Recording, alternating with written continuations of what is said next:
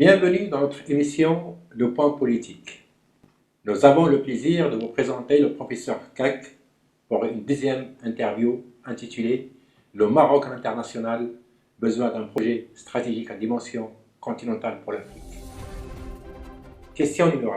Professeur Kek, est-il nécessaire d'ajouter un projet d'envergure internationale pour l'image de marque du Royaume du Maroc? Bien que c'est une excellente question qui est la poursuite de la première, mais je dirais que la mutation du changement politique au Maroc pour le XXIe siècle doit répondre forcément à la mutation de la mondialisation par des grands projets mobilisateurs, mais à dimension, je dirais, continentale, africaine des 54 États multilangues et multireligieux et multiethniques, dont le Royaume du Maroc peut prendre, et il a les moyens, le leadership au niveau international pour que l'Afrique soit la 5e puissance mondiale. Or, aujourd'hui, l'Afrique est riche, mais individuellement, les États mini-jupes, les États SDF sont pauvres. Et les modèles économiques aujourd'hui, qui au niveau national et au niveau international, doivent englober cette dimension et qui sont devenus aussi ces modèles économiques. Il y en a 17 en général, il y en a 10 qui fonctionnent parfaitement bien dans le monde, mais on y reviendra si vous voulez bien, sont devenus une espèce de grammaire de la politique des États, qui sont encadrés par des démocraties pluralistes sans franchir la tutelle des statistiques. Or, cette grammaire politique n'est pas une science, ni une planification, mais un projet international du Maroc avec une présentation collective de sa vision continentale que contestable par ce qu'on appelle aujourd'hui le capital immatériel. Il y a eu de nombreuses thèses qui ont été faites à ce niveau. Et les modèles économiques sont devenus un impératif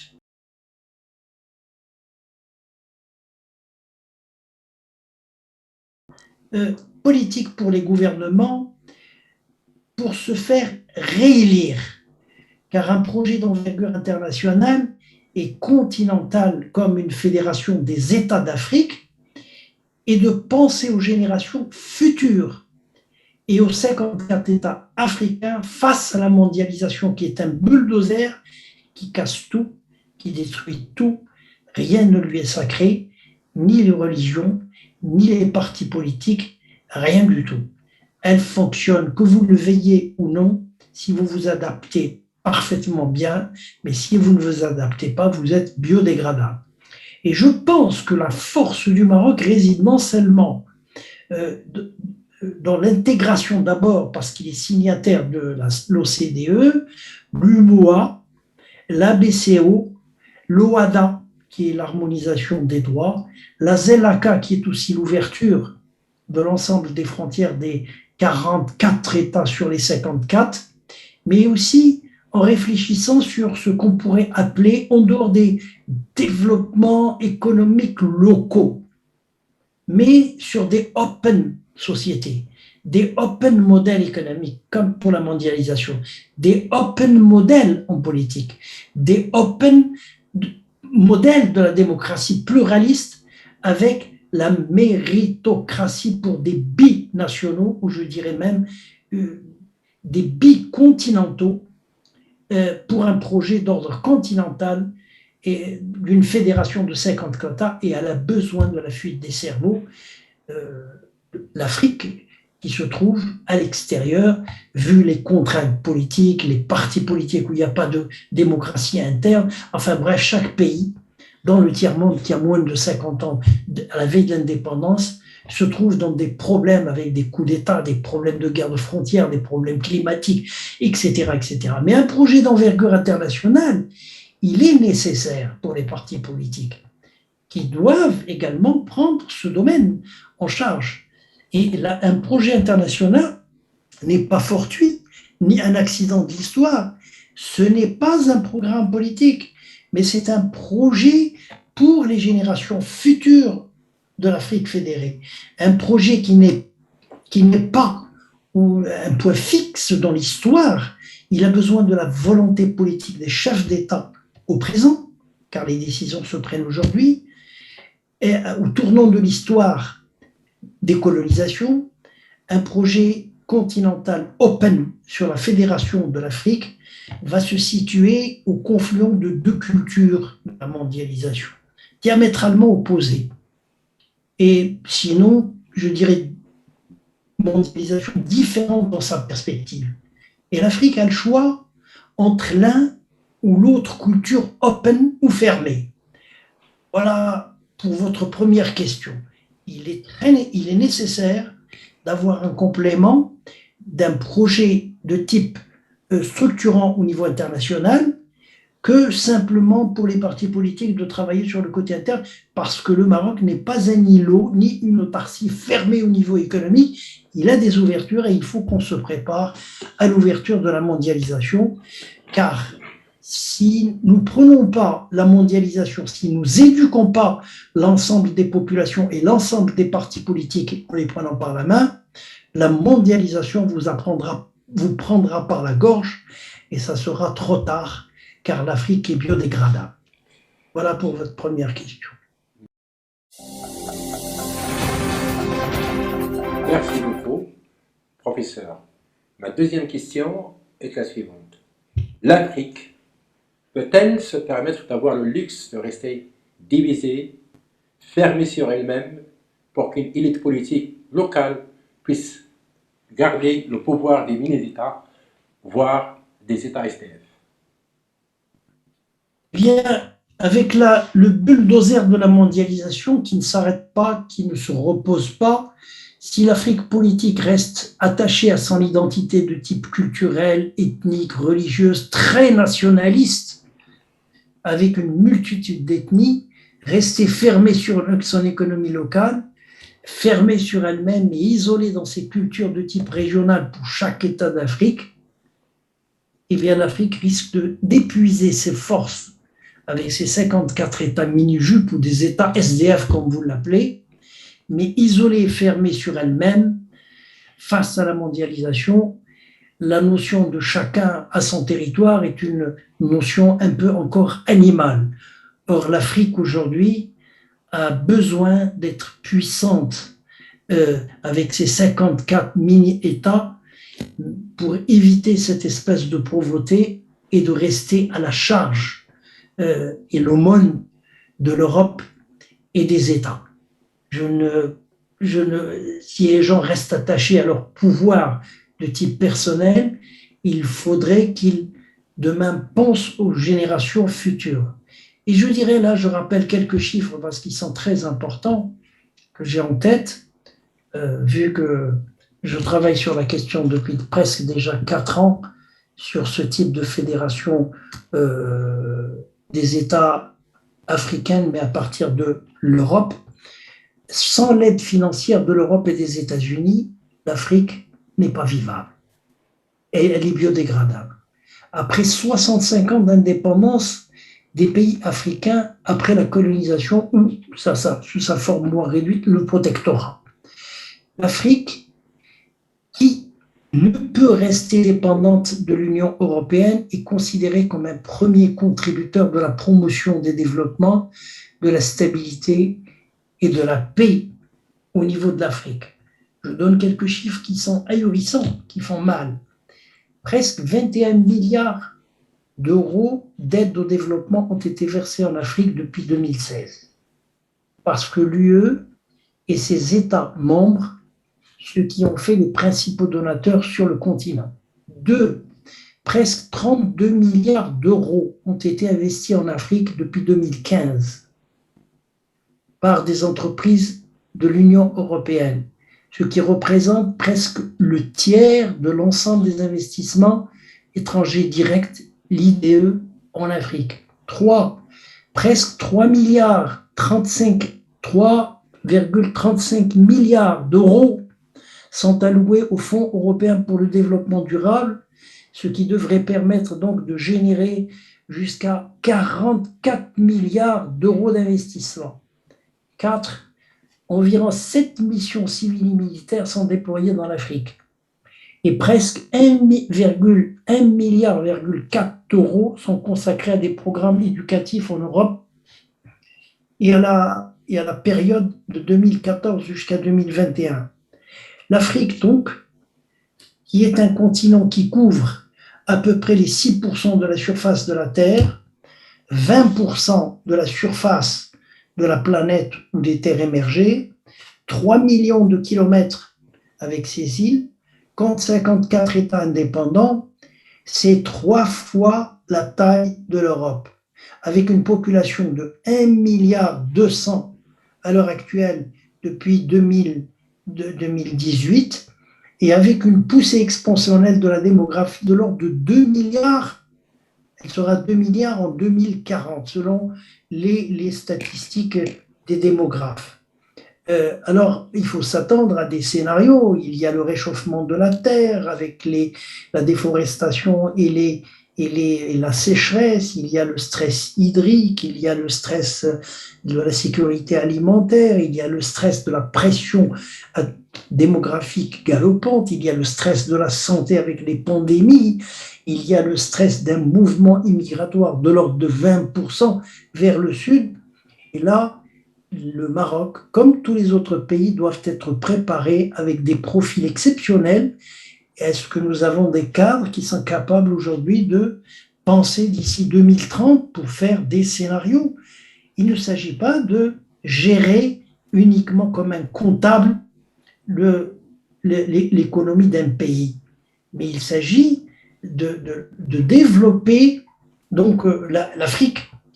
Et c'est là où il y a la problématique de l'ensemble des parties qui n'ont pas cette ouverture, qui restent enfermées sur elles-mêmes, mais on peut avoir 2 ou 3 parties comme aux États-Unis et qui travaillent avec, je dirais même une idée, mais peut-être qui peut paraître un peu difficile, mais une monarchisation de l'Afrique. Ça permettrait de stabiliser au moins un certain nombre de pays pour ne pas qu'ils cherchent les présidences de pays, mais chaque pays, dans le cadre de la fédération, parmi les 24 fédérations dans le monde, il va y avoir, l'État fonctionne comme des districts, comme les lenders aux États-Unis, comme les capitaineries au Brésil, comme les cantons, etc. Mais chacun gardera sa loi. Mais comme il y a la ZELACA, où les États ont signé l'ouverture de l'ensemble des frontières, demain, il y a peut-être 20% de la population, pour des raisons climatiques, nous allons avoir des réfugiés de type nouveau, climatique, pas des réfugiés politiques ou des réfugiés, je dirais, de guerre ou de réfugiés sanitaires ou des réfugiés des guerres militaires ou des frontières ou d'ordre ethnique avec des génocides. Mais un nouveau type pour lequel le droit international n'est pas encore préparé, c'est des crises de type humanitaire avec des réfugiés de type climatique. Or, il faut qu'il y ait aujourd'hui des profils au niveau ministériel qui commencent déjà à penser. Et l'Afrique, par exemple, le Maroc, quand il voudrait rentrer à la CEDEAO, ça fait 3 ans et demi, presque 4 ans qu'il est en attente et on ne lui a pas donné encore l'adhésion totale, mais il accepte l'ensemble des conditions. Il accepte, par exemple, la nomination d'un ministre dans les gouvernements qui s'occupe de l'Afrique. C'était quelque chose qui est dans tous les États africains. Ça fait partie du cahier de charge de l'OCDE. La deuxième chose, changer la monnaie au profit d'une monnaie, non pas de la CFA, mais une monnaie où le Maroc accepte de perdre l'effigie, par exemple, du roi sur la monnaie. C'est une avancée absolument extraordinaire. La troisième chose, le cahier de charge nous impose, par exemple, de bénéficier de l'ensemble des accords avancés du Maroc avec l'Europe, avec le Moyen-Orient, enfin le Golfe, avec les États-Unis, pour qu'ils en bénéficient. Le Maroc accepte. Quatrième chose, il accepte l'ouverture de ses frontières avec l'immigration. Il accepte. Et c'est important d'avoir. Et malgré ça, la CEDEAO n'accepte pas le Maroc pour deux raisons. Il y a des problèmes d'ordre économique, mais ça s'arrangera peut-être dans 4 ans, 5 ans, mais nous sommes déjà presque à 4 ans d'attente, où le Maroc fait son adhésion donc à la CEDEAO, et on a un blocage, une espèce de blocus incompréhensible, inimaginable, par deux États qui sont amis. C'est le Sénégal et c'est la Côte d'Ivoire. Pourquoi? Eh bien parce que leur idée est de garder un petit peu leur peut-être un petit peu matrimoine, parce que peut-être le Maroc est un peu agressif au niveau économique et qui risque un petit peu de grignoter leur terrain. Voilà pour la question. Merci beaucoup, professeur. Je passe à la troisième question. Si l'Afrique est fermée sur elle-même et isolée, que proposez-vous pour que l'Afrique soit ouverte, compétitive en vue de faire face à la mondialisation? Bien, mais une proposition en tant que peut-être intellectuel qui gère la Fédération mondiale des euro-africains,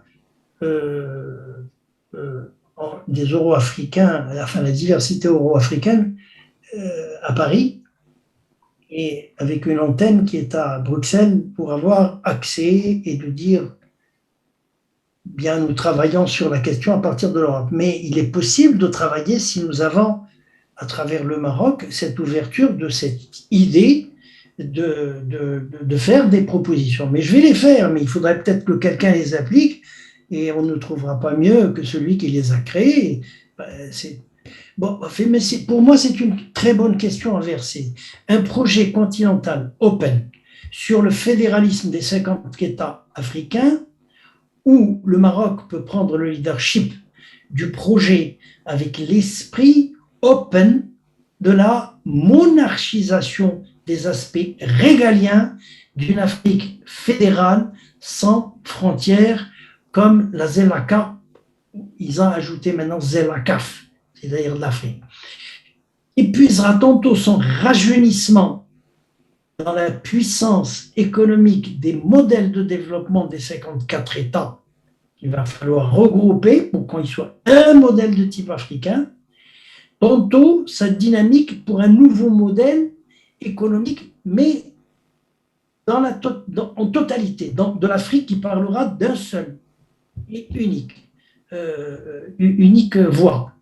Donc il est temps pour le Maroc de prendre les rênes de ce projet sociétal d'ordre continental, de créer dans une première étape une chaire d'État qui va préparer les leaders politiques aux fédérations des États d'Afrique. Par exemple, en tant que chaire professorale, où l'on a donc un contact à travers le ministère des Affaires étrangères, de faire donc un travail de coulisses, un travail avec les conseillers, à travers les ministres, de faire des séminaires où on est en dehors de la politique, mais c'est une façon de préparer le terrain. Pourquoi? Parce qu'un projet, comme disait Pasteur, un projet prophétique, un projet angélique qui descend du ciel et qui est extraordinaire comme type de projet, comme une fleur. Mais s'il tombe sur le terreau capable de le recevoir et qu'il est hospitalier au niveau des esprits, la fleur, le projet peut fleurir et se développer. Mais si elle tombe sur l'asphalte, sur des gens qui sont fermés à garder le pouvoir et de ne pas être open, là, ça ne sert à rien. Le projet... Le but, cette chaire, le but fondamental de ces séminaires politiques de haut niveau, au niveau des chefs d'État, ça peut, comme des amusements d'espèces de séminaires, ou de leurs conseillers, de leurs influents à travers un certain nombre de ministres, d'État en charge de l'État du Maroc, tout ça peut être pris en charge par le Maroc, il a pour objectif d'étudier avec le volontariat des participants, des États, désignés avec un État, avec leur État respectif. Ils choisissent ceux qu'ils veulent. L'étude portera sur la comparaison des 24 types de fédérations dans le monde, avec leurs avantages et avec leurs inconvénients, et on trouvera donc un modus vivendi et un modus operandi. Or, les constitutions des États africains, des pays africains, sont variées. Ils ont des incohérences d'organisation et méthodologiques. Cependant, elles peuvent être réduites au même dénominateur, mais avec trois types de régimes existants selon les doctrines politiques. Il n'y a que trois choses. Tous, sans exception, ils ont copié, combiné. Il n'y a pas une invention extraordinaire. Il y a d'abord le régime présidentiel à l'américaine.